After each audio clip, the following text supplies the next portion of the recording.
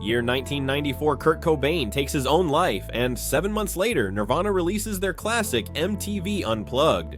Meanwhile, historic Nelson Mandela becomes South Africa's president. Meanwhile, in WWE, a new generation begins to form. Hulkamania was already completely declining, however, new characters arrived to take control of Vince McMahon's company at that time. That year also brought the Steroid trial against Vince, something that almost ended up shutting down the wrestling company and putting Vince in jail. Shout out to 505 Wrestling, their persistence got me back into this series. Leave a comment so I can give you a shout out in future videos. Yokozuna was still champion in 1994, and there were 2 challengers who were willing to do anything for that title. Vince preferred Alex Luger as the challenger, while the fans were pushing for Bret Hart. If we fast forward a few years, this is similar to when WWE wanted to handpick a wrestler, but the crowd wanted someone else. Since the company was hanging by a thread that year, Vince opened up to listening to the fans and said that the audience would be the ones to choose Yokozuna's challenger. On January 22 at the Royal Rumble, Jax and Pierre defeated Bret and Owen Hart to retain their titles. At the end of the match, Owen Hart would end up attacking his brother, turning heel, and starting one of the best rivalries in WWE history. Razor Ramon would face Irving, and The Undertaker would face Yokozuna. In this match, the Deadmen would end up being eliminated by all the company's villains. Obviously, this was done to take The Undertaker off screen and give him some time to recover from his injury.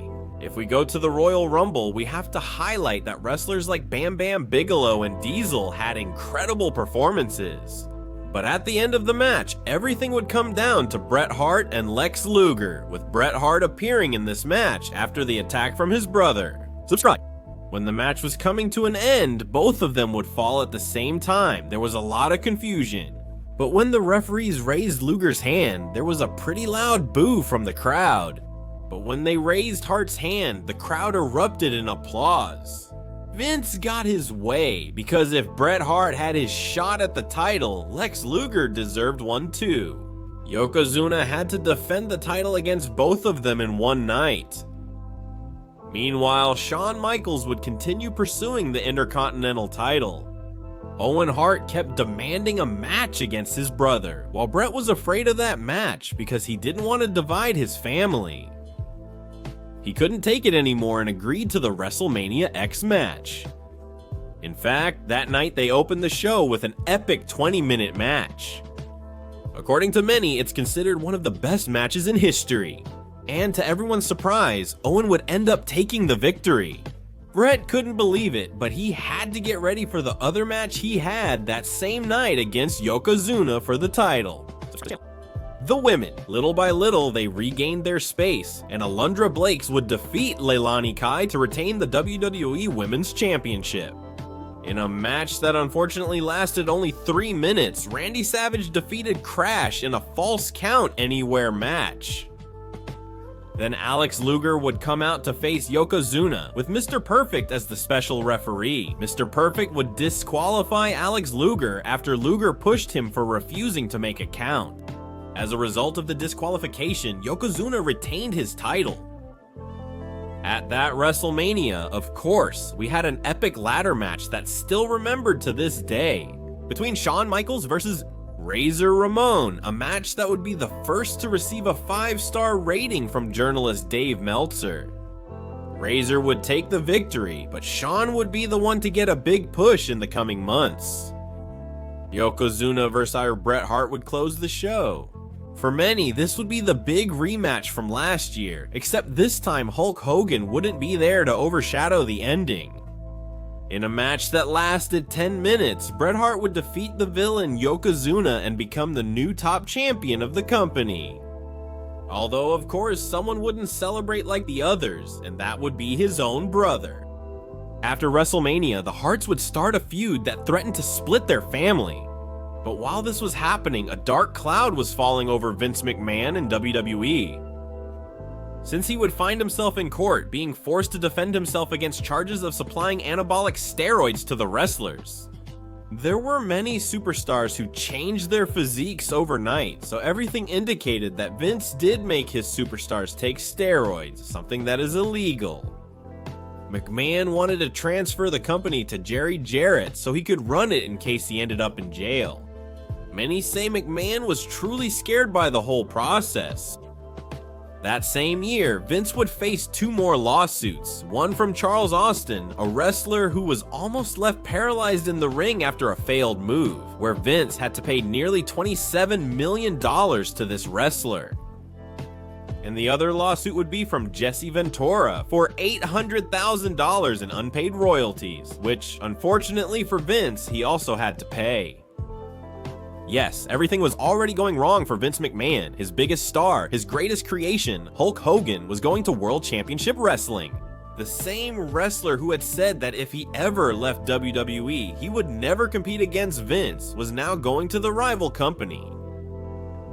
That year would be the second Hall of Fame, and we would see legends like Bobo Brazil, Chief Jay Strongbow, Gorilla Monsoon, the elegant Freddie Blassie, and the first World Wrestling Federation champion, Nature Boy Buddy Rogers.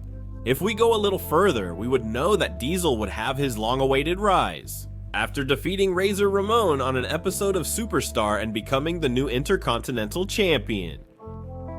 That same month of June, the King of the Ring tournament would begin. Owen Hart aimed to win the tournament his brother won the year before.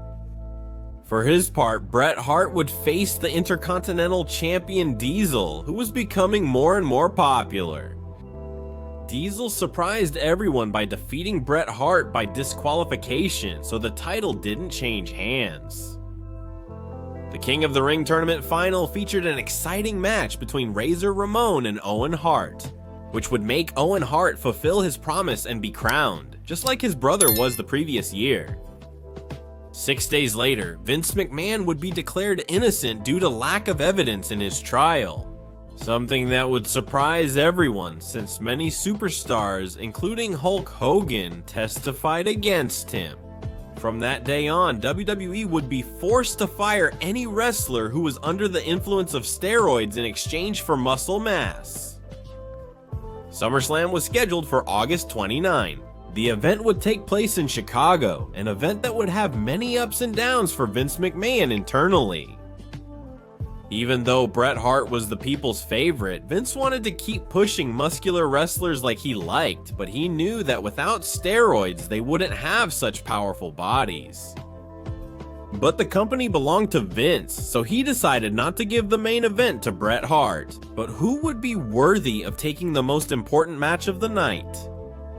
After 7 months, The Undertaker returned to SummerSlam, as weeks earlier, Ted DiBiase, the man who debuted him, claimed to have The Undertaker back. But Paul Varon warned the fans that this Undertaker was an imposter and that the real one would appear at SummerSlam, precisely to face his imposter.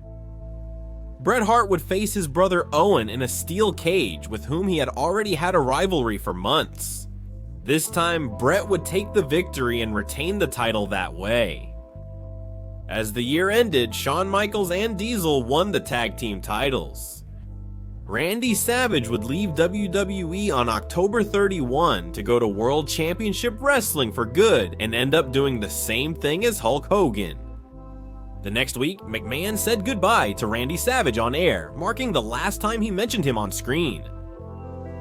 On November 20, at a women's wrestling event in Japan, Bull Nakano would defeat Alundra Blaze and become the WWE Women's Champion. For the first time, WWE would bring Bob Backlund back to face Bret Hart. Something unthinkable would happen, as Backlund would take the title from Bret Hart for no apparent reason. His brother, Owen Hart, got his final revenge by throwing in Bret's towel to make him submit, and that way Bob ended up taking the title for himself. People really didn't understand anything. Why did it make no sense for Backlund to win the title without having such a compelling story? But you know, this wouldn't last long. 3 days after winning it, Diesel would defeat him at Madison Square Garden and become the company's new top champion, in a historic match that would only last 8 seconds. From there, Diesel began to emerge as the company's new face.